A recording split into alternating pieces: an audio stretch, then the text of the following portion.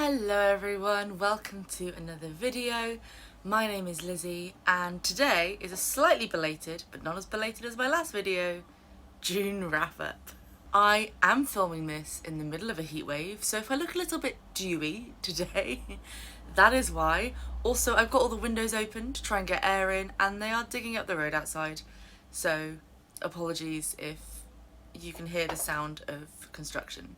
June was a pretty good reading month. It was whatever-you-want-a-thon and I set myself a pledge of reading 10 books and I just screeched in and managed it at the very end. There was a big mix. I did DNF 2 books. I'm not going to talk about them in my wrap-up because I didn't finish them. But yeah, it was a mix in terms of my enjoyment and the quality of the books I read this month. But you know, nice to have variety. They can't all be winners, but there were some really good books that I also read.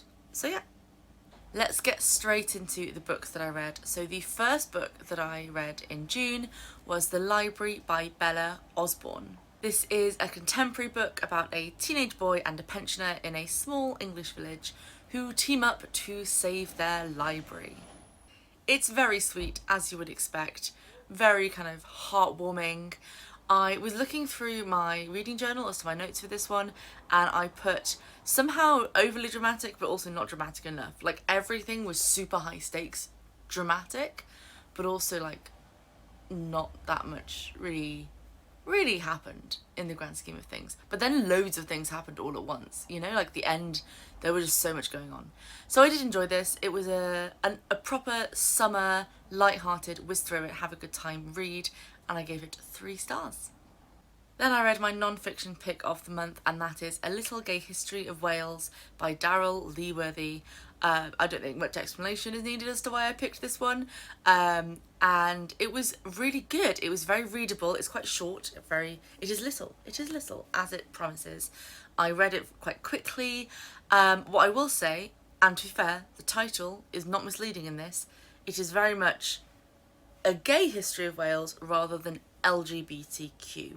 So it very much focused on gay men and a little bit on gay women and not very much on the rest of the queer community, but it was still really insightful. And what I really valued is that it was much more about what everyday life and society was like rather than kind of picking a few famous people, looking at like the kind of privileged few famous people, and much more about the everyday person and their lived experience, and drew on police records and sort of parish records and people's own recollections and diaries and all of that sort of thing. So a lot of groundwork was done in that. But yes, as I said, I would have loved to see some of the other letters in the acronym represented a little bit more, but maybe there's room for a sequel. Who knows, that would be great. So overall I gave this 4 stars, very good, informative and enjoyable read. Then I read Shake Things Up by Skye Kalane. This was sent to me for review and I really enjoyed it. It was really fun. Again, a nice summery romance, and this is a polyamorous romance. This very much read as a sort of slice of life kind of story. We didn't get any random third act drama, which I appreciate. That, you know, there was no sort of manufactured drama to like up the stakes. It was just a sort of account of these 3 people's journeys. And what I also really liked is that it very much was 3 people's journeys that also happened to have this romantic element, which was good. I really liked all the characters. I liked them as couples and thruples, as was in the story, but I wasn't like, you know, yes, this is exactly what I'm here for, this is what I'm so excited for. But the characters I thought were really great, and reading their individual journeys was really fun. I'm really enjoying Skye Kalane's contemporary work at the moment. I've really enjoyed reading her stuff. So I'm looking forward to reading some more. It was good fun, gave it 4 stars. Next, I read my Buzzword-a-thon, a book with all in the title, A-L-L, and I read All Out, which is a short story collection that was sent to me by Harper 360 YA, the YA imprint of HarperCollins in the UK, and I really enjoyed this. It's a series of short historical fiction short stories for a young adult audience. As with every short story collection, it's a mixed bag. There were some I wasn't fussed about. There were some I absolutely loved. We were just talking about letters in the acronym, and the amount of letters that were covered in this book was fantastic. It was a really nice variety and lots of stories from different cultures all around the world, and yeah, generally had a great time. My two favourites, I'm going to look them up because I can't remember the titles, but one of them was The Secret Life of a Teenage Boy by Alex Sanchez. I really enjoyed that. I thought it subverted a lot of tropes, but without being over the top about it. It was just a very lovely, tender little vignette. And the other one was Every Shade of Red by Elliot Wake, which was inspired by Robin Hood, and it was so good. It was so good. I read that in a coffee shop and I was just there like, I wasn't quite crying, but I was close. It really packed a punch at the end, and I was just sat there over my Costa panini just like, oh. So yes, queer historical fiction fans, this one is for you. And I gave it 4 stars overall. I keep forgetting to tell you my star rating. 4 stars. Next up was a reread, or rather a re-listen, to the audiobook of Boyfriend Material by Alexis Hall. I am obsessed with this book. I love it so much, and the narrator for the audiobook is incredible. He does such a good job. And there is a sequel coming out in August, Husband Material, and so I was like, I'm gonna re-listen to it. I'm gonna re-experience it so that it's all fresh in my mind for when Husband Material comes out. And side note, Husband Material has an audiobook coming out the same day with the same narrator, and it's the same week I have lots of very long car journeys, and I've never been so excited to drive up and down the country because I get to listen to this book the whole time. Boyfriend Material, the main character is Luke. He is the son of 2 aging rock stars, and he's kind of a D-E-list celebrity, and he just wants a quiet life, but he keeps getting papped at unfortunate situations, so he needs to find himself a respectable boyfriend to improve his image. In comes hot but judgy lawyer Oliver. They fake date. We all know how that ends. I love it so much. And I say this every time I discuss an Alexis Hall book, but what he does so well is his depiction of found family and the queer community as a whole. It's so uplifting and joyful, but also true to life, and I love it. Needless to say, I gave that one 5 stars. Then I read my Tudor book for the month, Catherine Howard, The Tragic Story, it's a very tragic story, of Henry VIII's 5th Queen by Josephine Wilkinson. This is a biography of Catherine Howard, the second of Henry VIII's wives to be beheaded, and I enjoyed it. I really enjoyed it. I have previously read Young, Damned and Fair, which is another biography of Catherine Howard, I think one of the few only others, and it was quite hard not to compare them. I will say this is much more accessible if you would like to just learn more, if you don't know anything about Catherine Howard and except what we were taught in school and you want to learn more, then this is definitely one to pick up. It very much takes a feminist perspective and look at her life, and I really appreciated it for that. I thought it was very kind of clear in its opinions. The downside for me is it wasn't entirely clear how those opinions were formed. I read quite a lot of history nonfiction, and I like to know not just what the sources are, but how reliable they are and what other sources are out there, you know? The thing that all the way through I was like, evaluate your sources, tell me, evaluate them in the text, like just tell me, you know, is this opinion that you're forming, this approach you're taking, how did you get there? That's all I wanted to know. So I really liked the telling of her life, but I just wanted a little bit more background to it. So it's definitely one to pick up if you would like to know more about Catherine Howard, but it's not necessarily the most in-depth look at the whole picture. That being said, this picture, as in the picture that this book creates of her, is very different from the picture we are told throughout history. So on that level, it is balancing that out.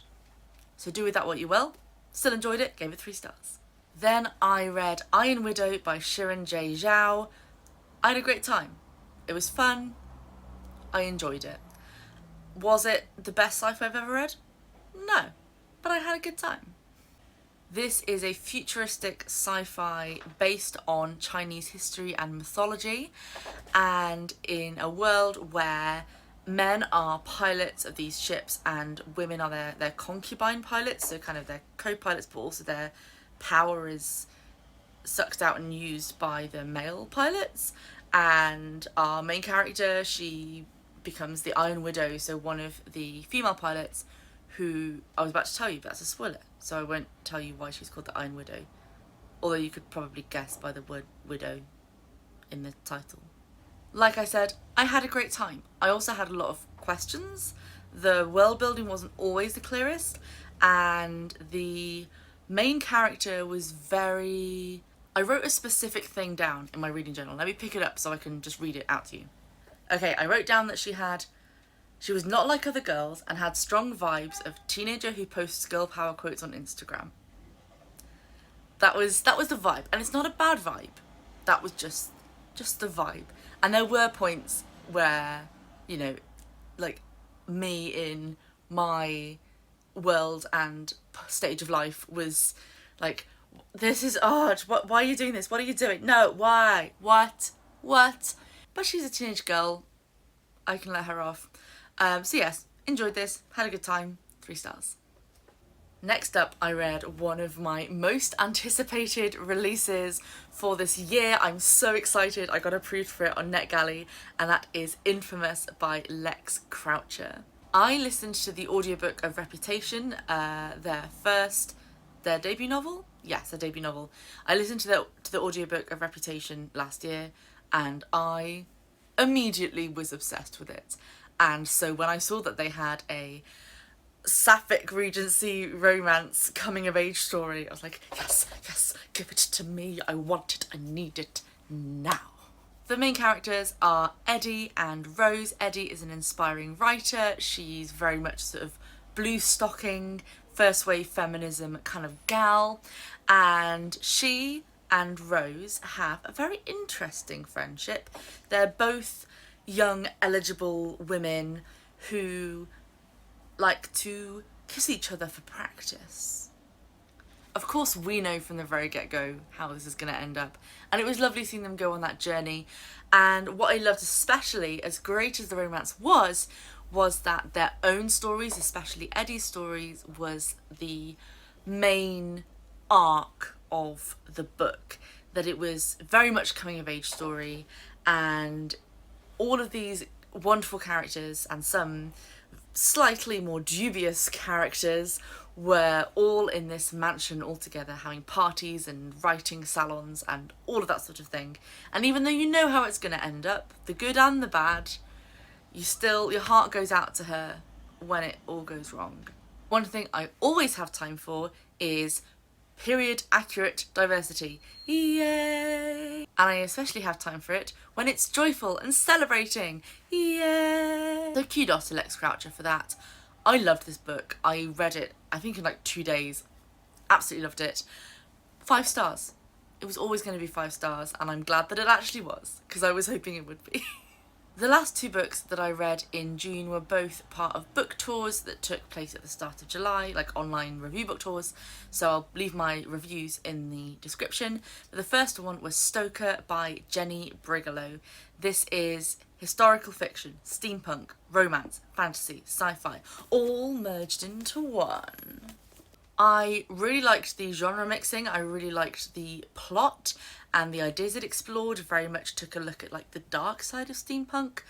The writing was sometimes interesting. There were some turns of phrase that definitely like made me stop reading and go, huh? That was a choice. And it took a while to get going, but once it did get going, I enjoyed it. So I gave this one 3 stars. And the very last book that I read in June was The Midnighters by Hannah Took. First of all, before we do anything else, I'm going to show you underneath this dust jacket because it's gorgeous. The cover is already beautiful. And then you take off the dust jacket And there's more. It's just gorgeous illustrations, and there's even more on the back, and it's so pretty. And spooky end pages. I loved this book. It was such a wonderful read. I so rarely read middle grade nowadays, and when I do, I'm usually disappointed. And this was just, it was perfection from start to finish. I loved every single moment. The book is set in sort of turn of the century Prague, and the main character, Emma, is the youngest of 12 children. So there's an oldest, then there's 5 sets of twins, and then there's her. I think that maths works out. All of her family are scientists. They all have their own areas of study and expertise, but Emma has a feeling that she might be able to sense some things that aren't quite as scientific, and maybe a little bit more on the paranormal variety. She ends up going to stay with her eccentric uncle, and the drama unfolds from there. She meets a girl, Sylvie, who is on her own adventures, and they discover the Midnight Guild. It was a really lovely story. We had a lovely friendship, a great sort of fun family, and the arc that they all go on was just lovely. It was all lovely. It was lovely. And very much about a girl who doesn't fit in and coming to terms with that and being okay with that and finding her own place in the world. I think this is going to be a beloved children's book. I hope it gets into the hands of many children who feel a little bit out of place, a little bit unusual, and want to feel like they belong. And that is it. That is my June wrap up. Thank you very much for joining me today. I hope that you've had a wonderful June, first half of July. And if you're in the UK, I hope you're not melting too much like I am. I will see you next time. Ta-ra for now.